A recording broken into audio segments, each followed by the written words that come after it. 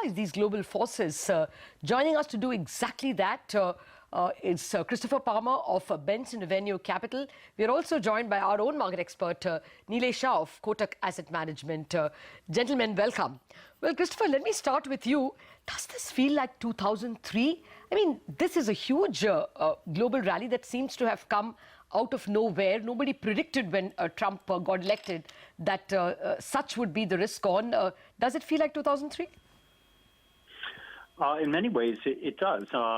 Thank you for that analogy. I think there's quite a lot of catalysts in the market. One of the clear ones your earlier speaker just spoke about is that the dollar appears to have peaked. It's hit a very important barrier on the Dixie at about 100. And also oil price. I mean, 51 still appears to be a huge barrier for the oil price. And that's even with this OPEC maneuvers in the last few weeks. So two things that investors would normally worry about for emerging markets and global investing would be a strong dollar and high oil price. Those appear to have a lid on them, which I think is giving the market some comfort. Christopher, so the Dow already up between 6 to 7% since the 8th of November. How much more? Or do you think this is such a ferocious rally that things are just getting started? Well, I think there's quite a lot of rotation. So when you think about things just getting started, consider the fact that there's sectors now coming into play in the U.S. market which have been out of favor for a long time.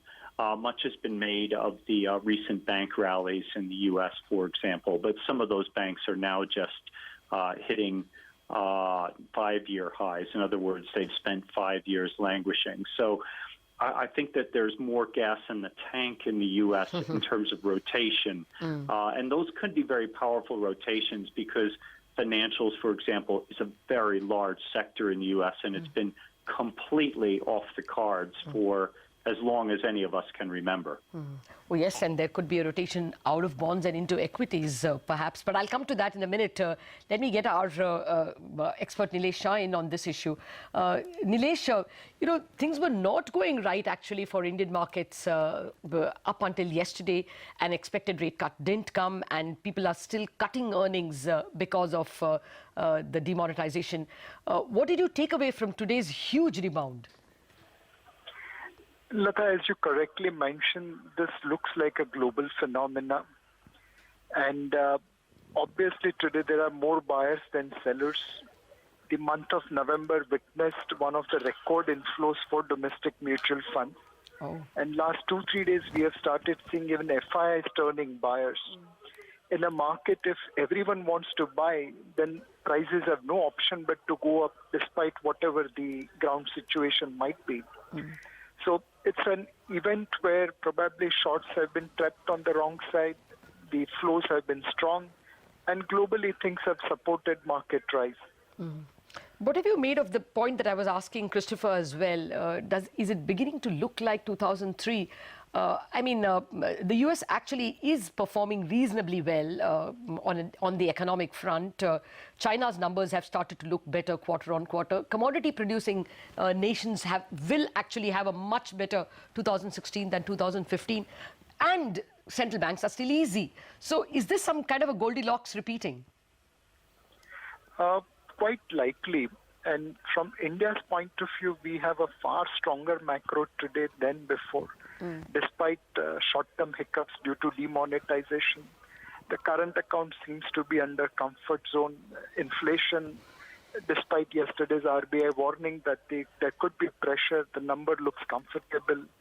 The fiscal deficit, the finance minister last year honored its commitment. This year, hopefully with some bonanza on the income disclosure scheme and Garib Vikas Yojana, one could see they honoring their commitment on fiscal deficit next year as well.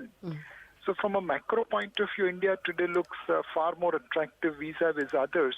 And hopefully that should ensure that the flow from FII as well as local investors continue.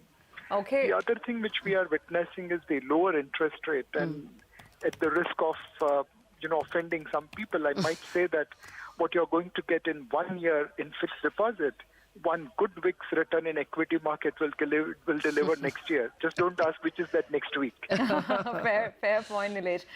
The point on flows, and Christopher, let me take that up with you, as you just heard our Indian expert point out. It's all about, what foreign money is doing, what domestic money is doing. And foreign money left Indian shores in a big manner. In the equity market, we saw almost $3 billion go out in November. Now, what is happening to this go long developed market, go long US stocks, and perhaps move out of emerging market trade that we saw primarily play out after the Trump win? Has that run its course? The trickle that we've started seeing in December in terms of foreign investment, do you think it'll pick up? Well, I think going back to the election, we knew that things would be volatile on the back of the election for flows, particularly in ETFs. And those are much bigger players than they were in 2003 or in 1993, for that matter. So as those ETFs are reacting, and ETF rotational investors, multi-asset investors, as they react to something like the post-Trump election rally, there's going to be a rotation out of emerging markets where they have a large store of their invested capital is in ETFs. So it's an easy bid to hit and rotate into U.S. equities. I think that's probably largely over. Now they're going to have to go deeper into their pockets and start liquidating things like their bond holdings in Europe and other equity holdings they have if they're going to want to play the U.S. harder. I think the average position amongst multi-asset investors out there and asset allocators now is a pretty uniform, modest underweight emerging markets, particularly for that reason. So I would think that process has run its course. And India's always looked a lot better than other markets when you've looked at them as in terms of their sensitivity to those global flows. So I think there were a few headwinds for India. We've spoken in the past about demonetization and things like that, but those are also beginning to reverse themselves. And I could see in terms of India now, demonetization has also begun to run its course, and you could see a pickup in domestic flows as well, which is something that I think the market was probably in India was beginning to pick up on today as well. So, global flows, I think that's played its part in terms of ETFs and that fast money. And probably Indian investors right now can look at demonetization having run its course and a new some reflation, and more importantly, inventory rebuilding should begin in India in the next few months, and we're going to see some better metrics on that side as well. Okay. Well, Nilesh, I wanted to ask you if this is going to be as big a global tailwind, and if there is any comparison to 2003, will your stock allocation now start looking at globally facing companies? I mean, as it is today, it was really metals and other global companies that rose. But will you start looking at those exposed to export markets to kind of find an edge hereafter? See, unfortunately, Lata, from a India point of view, the two big sectors which are focused on exports is IT and pharma. And both are not going to benefit from the global tailwinds in the first phase. Clearly, in the IT sector, we will have to worry about what will be the new president's policy on outsourcing. And he has already threatened that he will levy tax on those companies which are exporting jobs out of America. On the pharma side, clearly, India is facing some challenges in terms of getting approvals from US FDA. We have seen one of the largest Indian pharma factory not getting approval from the US FDA as was expected. So clearly, both this sector, IT and pharma, will not benefit from the global tailwinds. The advantage here is that the IT companies are available at reasonably cheap valuation. Many of Indian IT companies are today available at same valuation as global IT company and having far better growth. So at some point of time, both IT and pharma companies on a bottom-up basis will be a stock pick, but not because of the global tailwinds, but because of the local valuation. Fair point. Chris, just a very quick last follow-up to what you said earlier. I believe you said that you think much of this dollar rally has stopped out with the dollar index close to 100 and some profit booking, of course, taking place today. Why do you feel it stopped out? Well, I mean, if the dollar rises too much, I think that becomes it becomes a self-correcting mechanism. I think investors will sour on the U.S. very quickly if the dollar were to rise too quickly.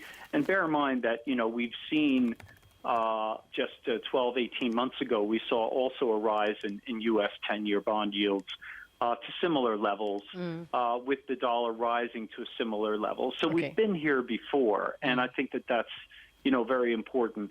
And some of the scenarios out there for the euro weakening and the pound, they haven't come to pass either. So I think we're at a crossroads with the dollar right now where the weaker currencies are probably not as bad as people thought they were, and the dollar situation is probably as good as it gets. And I think from here we go back to sort of a mid-case for the dollar, which should put a lot of relief into the emerging markets, and particularly India. So I think that one fear factor from too strong of a dollar does begin to recede at this level. Well, yes, on that positive note, Nilesh, Christopher, thank you very much for joining us and taking us through your interpretation of what looks like an incipient full-blown risk-on rally in global markets.